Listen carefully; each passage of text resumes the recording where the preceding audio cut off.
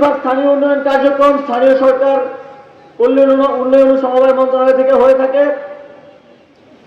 আমার মন্ত্রণালয় থেকে আমরা বিশেষভাবে উত্তরবঙ্গের উন্নয়ন কার্যক্রমে গুরুত্ব আরোপ করব।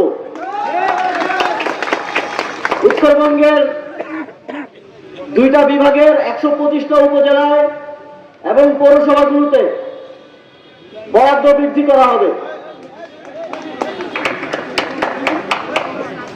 দীর্ঘমেয়াদী উন্নয়নের অংশ হিসেবে আপনারা জানেন যে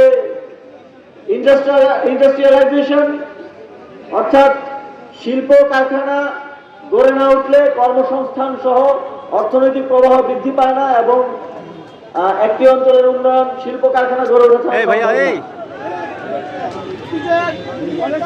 আমাদের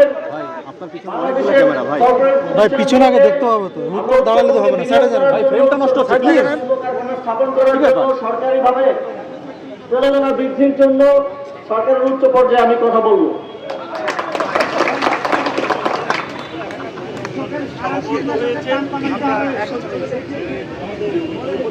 আগামী বাংলাদেশে উন্নয়ন কার্যক্রমের ক্ষেত্রে এলাকা ভিত্তিক যে বৈষম্য হয়ে এসেছে, এ ধরনের কোনো বৈষম্য করা হবে না, বরং যে অঞ্চলগুলো ইতোপূর্বে উন্নয়ন কার্যক্রমের ক্ষেত্রে কম বরাদ্দ পেয়েছে, কম কার্যক্রম হয়েছে, সেখানে এখন কার্যক্রম বৃদ্ধি করা হবে।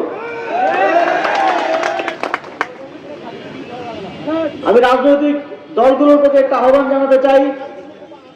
একটা দীর্ঘ লড়াইয়ের পর বাংলাদেশের মানুষ যেমন ফ্যাসিবাদের করাল গ্রাস থেকে মুক্ত হয়েছে, রাজনৈতিক দলের নেতা কর্মীরা একটা দীর্ঘ সময় সেই ফ্যাসিবাদের দ্বারা নানা নির্যাতন নিপীড়নের শিকার হয়েছেন। আপনারা জানেন এই নির্যাতন নিপীড়নের কষ্টটা কি। আপনারা আবার নতুন করে চাঁদাবাজি দখলদারিত্ব করে বাংলাদেশের জনগণকে আবারও সেই দুঃশাসনের মধ্যে ফেলে দেবেন না। আপনাদের প্রতি উদারতা আহ্বান থাকবে। আপনারা দেখেছেন চাঁদাবাজ দুর্নীতিবাজদের কি পরিণতি হয়। আপনারা যদি নিজেদের সেই পরিণতি না চান, তাহলে আল্লাহর ওয়াস্তে যত ধরনের দুর্নীতি চাঁদাবাজি এবং দখলদারিত্বের সাথে আপনারা যুক্ত হয়েছেন, সেখান থেকে সরে আসুন। বাংলাদেশের মানুষ আপনাদেরকে প্রাণ ভরে আহ্বান করবে, প্রাণ ভরে স্বাগতম জানাবে।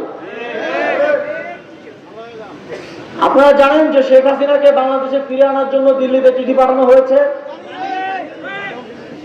আমরা নিশ্চিত করতে চাই, যারা 24 জুলাই গণঅভ্যুত্থানে আমার ভাইদেরকে শহীদ করেছে, আমার ভাইয়েরা এখনো হাসপাতালে চিকিৎসারত অবস্থায় আছে, বাংলার জমিনে তাদের বিচার নিশ্চিত করা হবে। তাদেরকে এমন দৃষ্টান্তমূলক শাস্তি নিশ্চিত করা হবে যাতে বাংলাদেশে আর কখনো কোনো স্বৈরাচার, কোনো ফ্যাসিবাদ মাথা চড়া দিয়ে উঠতে না পারে।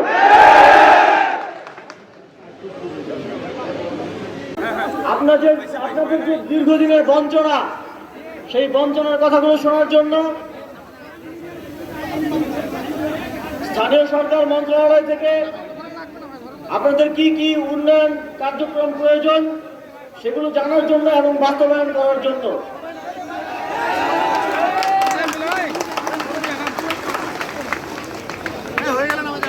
সামনে শীত, এখন প্রচন্ড শীত পড়েছে।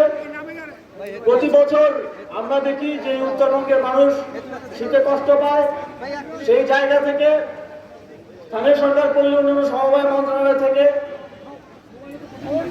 দিনাজপুরের পুরো উত্তরবঙ্গের অনগ্রসর জনগোষ্ঠীর জন্য পত্র উপহার নিয়ে এসেছি এবং মূলত আসার উদ্দেশ্য হচ্ছে আপনাদের কথাগুলো শোনা। আমি 2টা উপজেলা আজকে পরিদর্শন করেছি, দিনাজপুরের এবং পর্যায়ক্রমে রংপুর বিভাগ এবং রাজশাহী বিভাগের প্রায় 24টা উপজেলা পরিদর্শন করব। খানসামা উপজেলার আপনাদের কিছু উন্নয়ন প্রকল্পের ব্যাপারে কিছু প্রস্তাবনা উপজেলা পরিষদ থেকে পেয়েছি।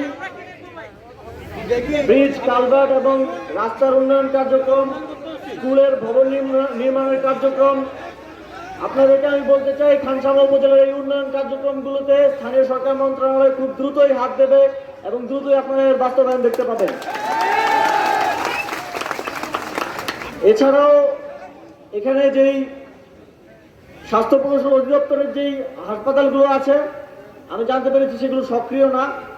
সেগুলো সক্রিয় করার জন্য এবং দ্রুত জনবল নিয়োগ দিয়ে পুরোদমে যেন কার্যক্রম পরিচালনা করা যায় এবং আপনারা যেন উপজেলাতেই ভালো সুচিকিৎসা পান সেটা নিশ্চিত করার জন্য উদ্যোগ গ্রহণ করব। এ ভাই এই দুইজনই আমি খানসামা উপজেলা পরিষদে একটা পরিসংখ্যানে দেখলাম যে এখানে শিক্ষার হার মাত্র 47%। এটা আমাকে অত্যন্ত ব্যথিত করেছে। এই জায়গা থেকে আমি বিশেষভাবে এই অঞ্চলের যে স্কুলগুলো আছে, সরকারি স্কুলে পরিণত করা এবং অবকাঠামোগত উন্নয়নের জন্য আমাদের স্থানীয় সরকার বিভাগ থেকে বরাদ্দ